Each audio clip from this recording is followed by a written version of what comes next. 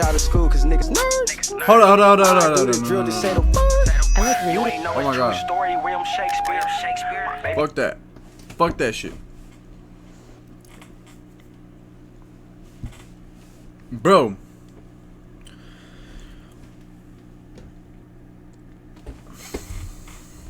Alright, look.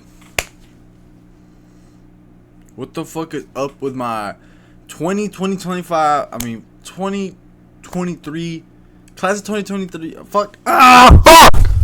Fucking 2024 draft class, bro. That's my draft class, bro. I feel like I could have made the NBA, bro. Cause what the fuck is this, bro? I think I could have made that fucking NBA. 0 fucking points, bro. Aren't you 7 foot tall, bro? Aren't you 7 fucking feet? 30 fucking minutes and 0 fucking points? What the fuck do you even do? Holy shit.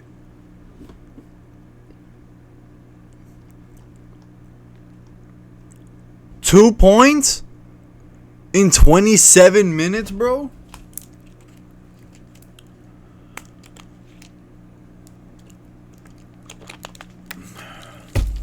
Bro, what the fuck? I could have made the NBA, bro. Jared McCain. Okay, Jared McCain balls the fuck out. I'm not gonna lie, bro. Okay, look, he balling out. Okay.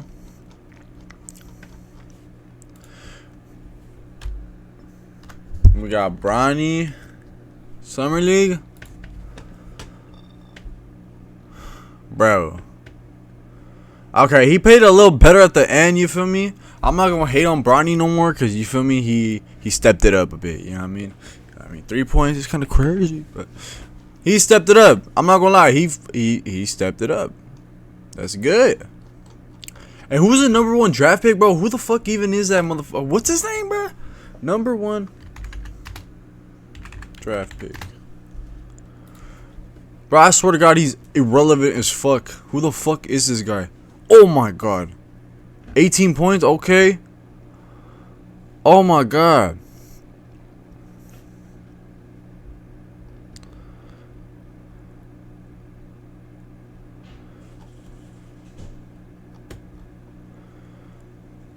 Okay, let's see this. Watch this shit, bro. This year's Fuck! I didn't charge my fucking headset. Fuck. That's cool. I'll just listen through the fucking screen as much as I fucking could. No, I'll just keep my mic right here. You feel me? NBA Summer League did not go how we expected for the rookies. The number 1 pick, Zachary Rizaje, had a solid debut all things considered. He dropped 18 points and 5 rebounds. By no means was it a very efficient night, but as you'll see, that was rare this year.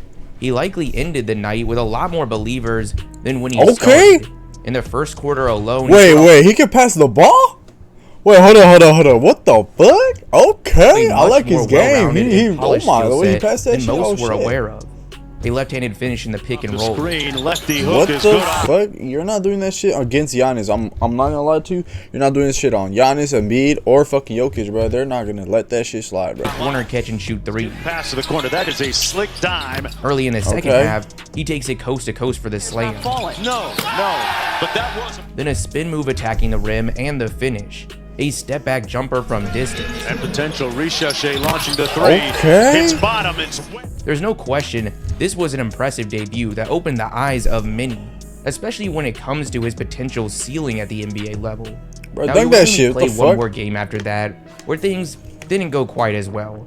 He dropped 11 points against the Spurs, going just 4 for 12 from the field. But going 4 back for to that 12? matchup between the Hawks and Wizards, we also saw the 2nd overall pick, Alex Sarr. While in that game, he had Fucking trash. just 12 points and 7 rebounds, shooting only 4 for 12 from the field. He did manage to go 2 for 5 from distance, both of which came off the dribble, and he also finished the night sitting back 4 shots. What the fuck? But while defensively, he would continue to have impressive moments throughout the summer league, things would only get uglier offensively as the week went on. By the end of his 4 games in Las Vegas, He was averaging less than 6 points while shooting only Ew! Don't you ever do that move ever again. Oh my god.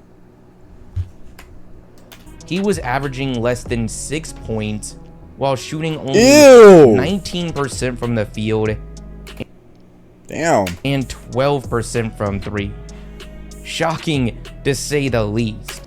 What are those fucking shot selections, bro? No way you try to make those shots. What the fuck?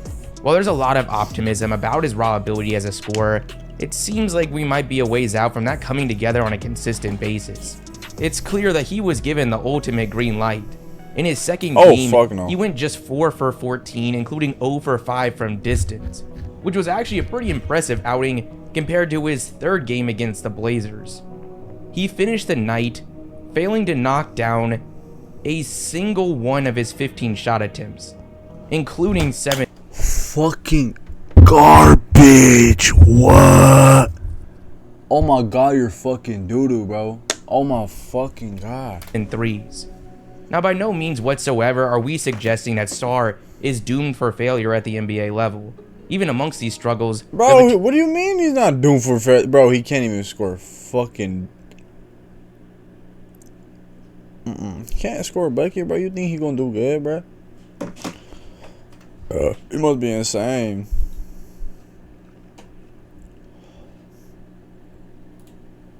potential was still apparent. A lot of rookies struggled this year, but there's no way around the fact that the optimism You really gonna get stripped like that, bruh? Fuck, you gonna struggle in the surrounding league, him bro. did just take a pretty big hit. Now, amongst the top picks in this draft, the most impressive summer league undoubtedly belongs to the third overall pick to the Rockets, Reed Shepherd. Across the 4 games, he averaged 20 points, 5 rebounds, and 5 assists. By the end of even just his first game against the Lakers, he had pretty much everyone sold. The excitement really started in the second Wait, who's quarter this? Who's this? and just got more impressive as the game went on. With a logo 3. I say that to him during the year. Oh, wow. He went mixtape. Okay. Robinson flipped the script out on that one.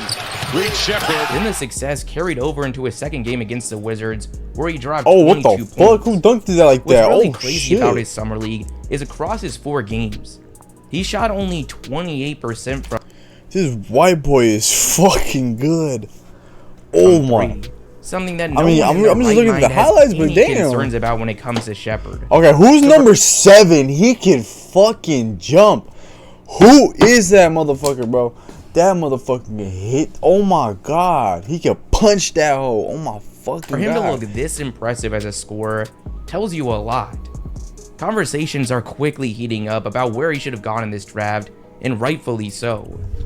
The Spurs' 4th overall pick, Stephon Castle, had his summer league cut short due to a wrist injury, but across the 3 games we did see him in, he had some impressive moments. But for his summer league as a whole, he did struggle from the floor.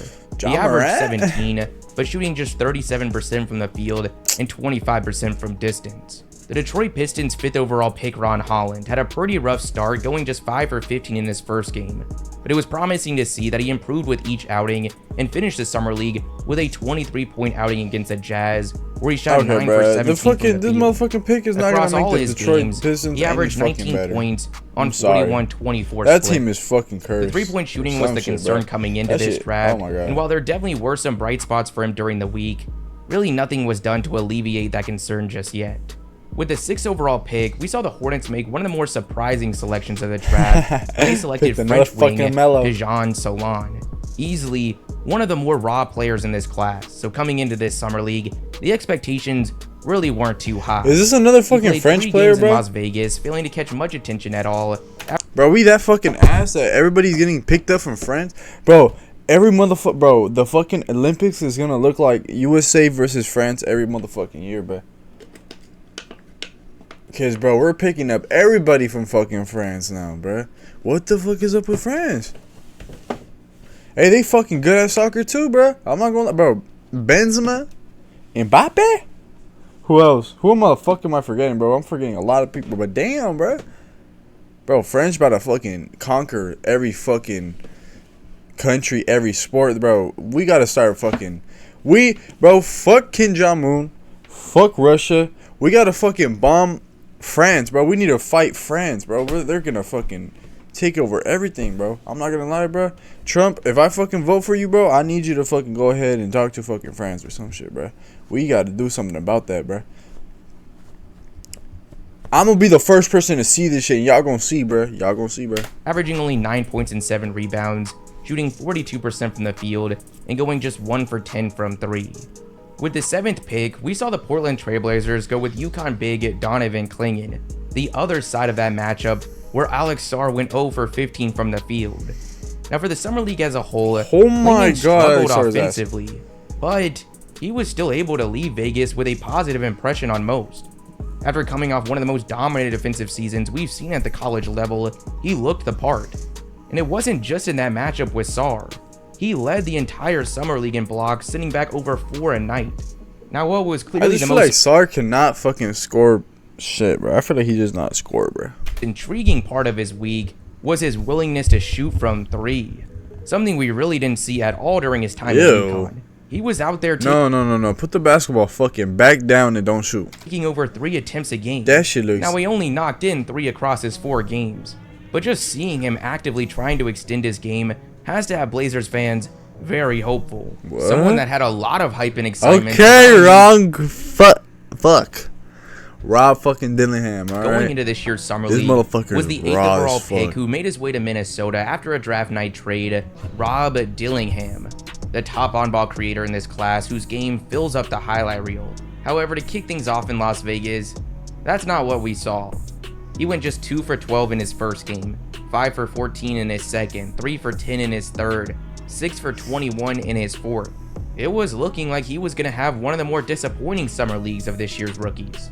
But luckily, he was able to save the week in his final game against Orlando. That is He ended up putting together one of the top individual performances of anyone this year, dropping 25 points, going 11 for 18 from the field. Bro, just go ahead and give him Rookie of the fucking Year. Go ahead and give him Rookie of the Year, bro.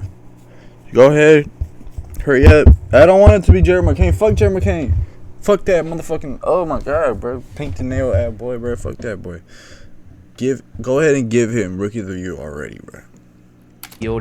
And 3 for 7 from 3. Orlando the turnover. Dillingham's 3 is through. I don't give a fuck. He should have went number 1. Number fucking 1. Why didn't he go number 1? Who fucking didn't let this happen, bro? Fucking Atlanta Hawks, what the fuck y'all doing, bro? Top of that, why you're he shit. also dished out Shit 12 organization. assists.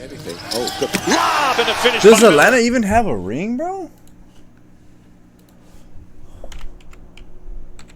Atlanta Hawks championship ring. The team won 58. Oh my God, it's been fucking 70 fucking years. Y'all are ass. Holy fuck, do something about that shit, bro. Fire everybody in the fucking league, bro, or some shit, bro. The Grizzlies' 9th overall pick in the draft, Zach Edey, is who I was easily most intrigued to see play in this year's Summer League. And while his time was brief, suffering a minor injury that ended his week in just the second quarter of his second No way he got game, injured. he was still able to silence a lot of the criticism surrounding what he might be capable of at the NBA level. In his only Oh full my game God, against the he looks Utah like a Jazz, big ass Yao he Ming. dropped 14 points I mean, and Yao Ming 15 was big, rebounds, Like, he including just the looks like another Yao tip-in Ming, bro. descended to overtime. As they hit the rim, there's a tap. Oh, you called it. Against the Pelicans, where he played just 8 minutes. And then he's before already getting hurt. strong as He'd already fuck. managed 6 points and 3 He's rebounds. only gonna get stronger. This interior dominance wasn't just catching the attention of fans and critics. He has emerged as the current Las Vegas favorite to win the Rookie of the Year award. What? What is this? Rob Dillingham? I need to put my money on that. With the 10th overall pick, the Utah Jazz landed one of the best values of the night when they selected Colorado freshman Cody Williams, someone whose summer league began in Salt Lake City, where things didn't get off to a great start. In his first outing, he would go just 3 for 10, followed by an 0 for 8 performance. Okay, what the But fuck? luckily, once getting out to Las Vegas, things really started to pick up Okay, for him. good He dropped first step. 21 points against the Mavericks, where he shot 9 for 15 from the field and 3 for 6 from distance. Across his 4 games in Las Vegas, He was able to average 15 How points tall is he? while shooting 55% from the field What's and his name? 38% from 3. A lot of people were surprised to see that Matas Buzelis was still on the board when the Bulls grabbed him with the 11th overall pick. But what we saw from him in the Summer League might give you a good idea of why we saw him slide down the board. The potential he has is clearly through the roof. Okay, he's we saw that fucking in his like second that. game What the against the Warriors when he dropped Another 28 fucking points good and white 5 boy? rebounds, going 4 for 8 from distance and giving us one of the top highlights of the entire week. Don't tell me he's French too. Buzelis! Embarrassing. Embarrassing. Embarrassing. Oh my god.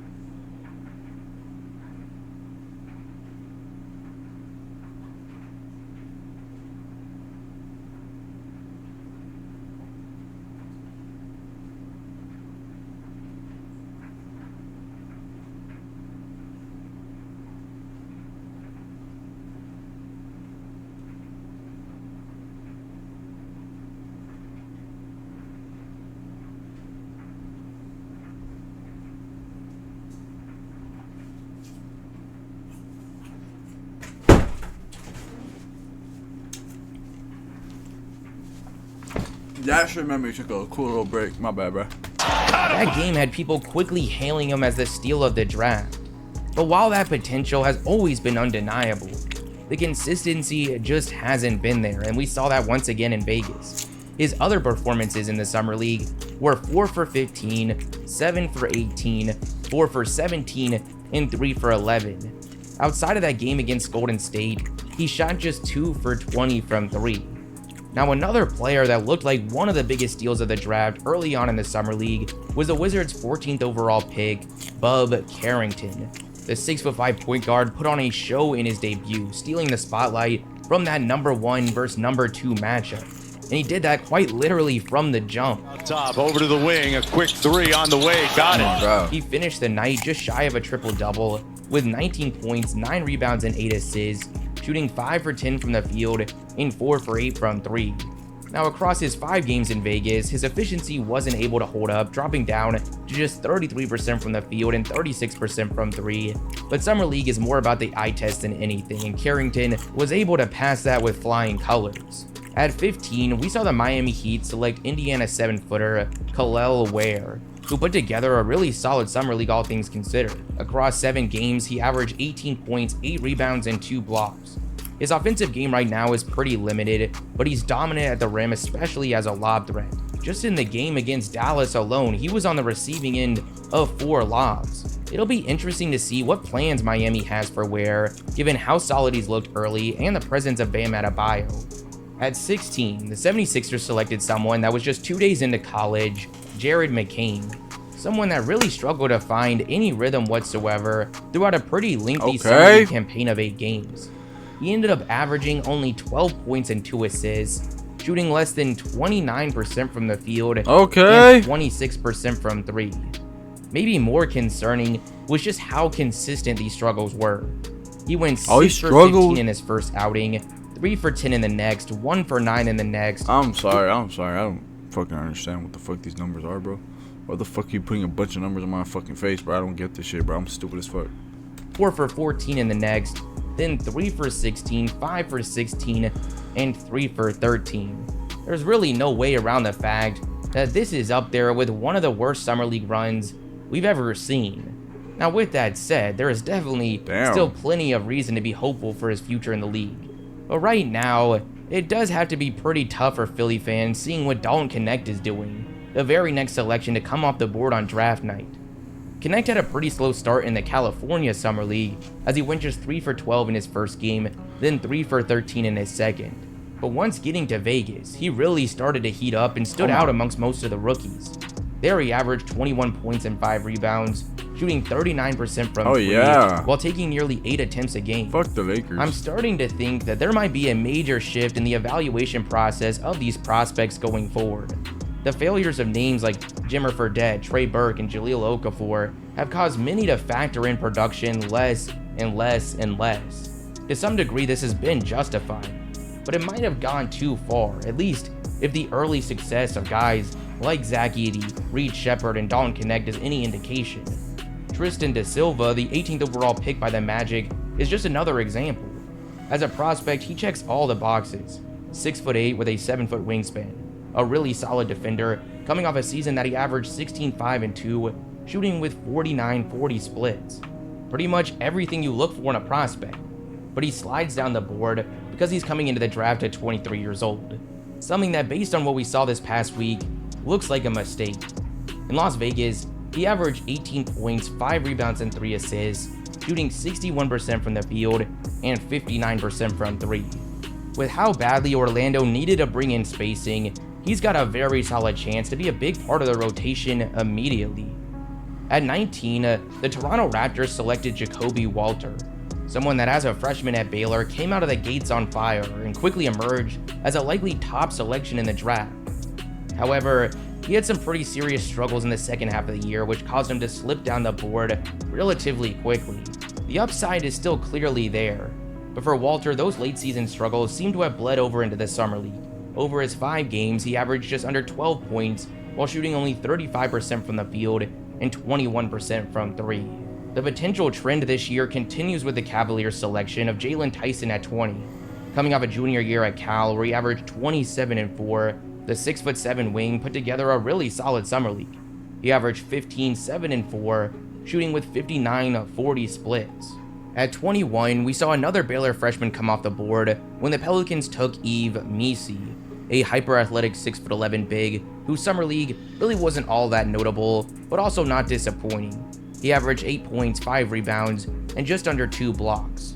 We saw the worst case scenario happen for this year's 20th overall pick to the Nuggets, Darren Holmes, someone who was coming off a dominant junior season at Dayton and was aggressively targeted by Denver, who were desperately seeking depth in their frontcourt.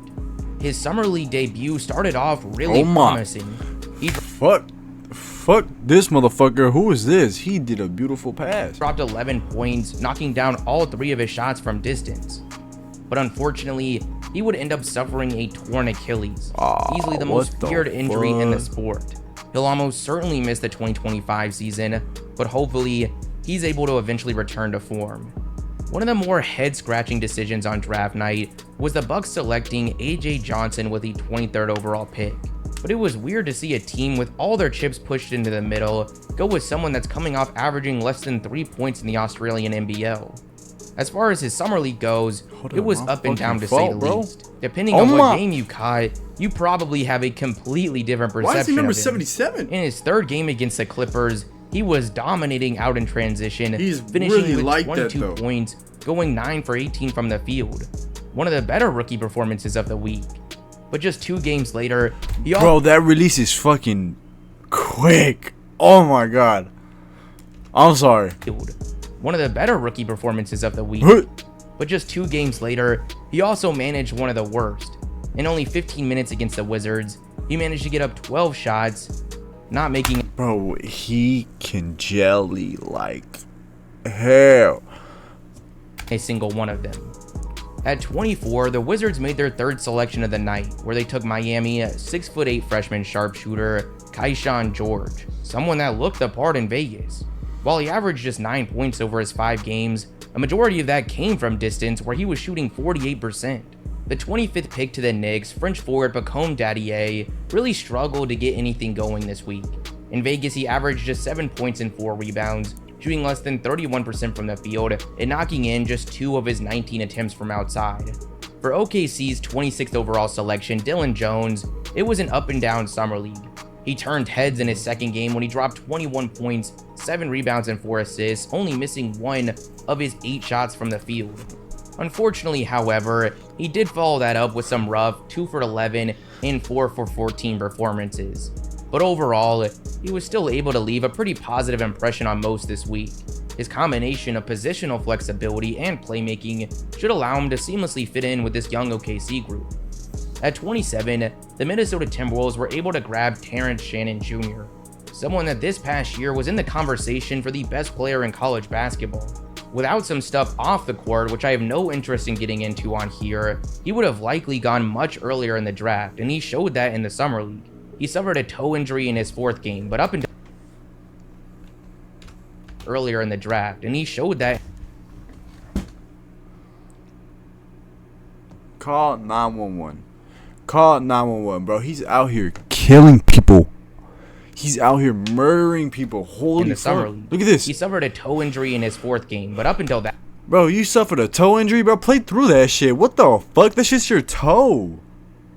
Who? Bro, what the fuck? You pussy. That point, he was really Oh impressive. my. He really didn't show anything from outside. He's a lefty? But he was blowing by defenders with ease and consistently getting to the line. In those 3 games, he averaged 17 points, shooting 60% from the field. The 28th overall pick to the Suns was Virginia defensive specialist Ryan Dunn, someone that continued to impress on that end in Las Vegas. Playing out on the wing, he was able to average over a block and a steal a game. Offensively, however, things didn't go nearly as well. He averaged less than 6 points in his 4 games, shooting only 34% from the field and making just 1 of his 13 3-point attempts. Almost everyone was shocked to see that the Utah Jazz were able to get Isaiah Collier with the 29th overall pick in this year's draft. He was the top-ranked player coming out of high school, and early on in the college season, it emerged as one of the favorites to go number 1. Obviously, things went pretty downhill after that, but getting him at 29 seemed like absurd value. It really wouldn't have been that surprising to see him come out in the summer league and already look like the steal big ass fucking head though. That shit large. of the draft. That shit look Now, like while a that fucking didn't quite happen, 1997 it was still an okay TV. stretch for him, all things considered. He averaged 12 points, 4 assists, and over 2 steals across his 7 games, shooting 45% from the field. The last selection of the first round was made by the reigning champion Boston Celtics, who selected Creighton's Baylor Shireman. Shireman was one of the top shooters in the country this past season, averaging 19 points, shooting 38% from 3 on over 8 3-point attempts a game. However, unfortunately, we didn't see much of that ability in his 5 summer league games. He averaged 11 points, 5 rebounds, and 3 assists, but shot only 29% from 3. I've now been covering the summer league for 7 years. And I don't think holy fuck, 7 years? You fucking unk. Holy shit, that's how bored you are in life? 7 years? How old are you, bro? 7 years ago, I was 12. What the fuck? I was 12. Ever seen one like this. The individual production seemed to be way down across the board. Even from the second-year players. Jordan Hawkins, Grady Dick, Amani Bates, Ben Shepherd, even last year's Summer League MVP Cam Whitmore, shot only 38% from the field and knocked in just 1 of his 14 3-point attempts. I'm really not sure what to make of it. Okay, just fucking end the video without a fucking outro, bro. Goddamn, you fucking rude motherfucker. Holy shit, man. I deserve the fucking outro or something, bro. You fucking should have said, okay, thank you for watching. Let's get the fuck out of here. Or, I don't know, something. You should have said something. But damn, bro, you gonna end the video just like that, bro? You late. Oh, my God, bro. That was disrespectful as fuck. I feel really disrespected. I'm not gonna lie. I'm not gonna lie, bro. That was crazy. As a viewer, bro, I'm never watching your shit again. Never watching your shit again. Fuck out of here, bro. I'm not subscribed no more. Fuck this. Fuck you. Dislike. Fuck out of here. bitch. Put some more effort into this shit. You gotta put some fucking effort, bro. What is this, bro? You know what? But I don't give a fuck. I don't give a fuck. Shit.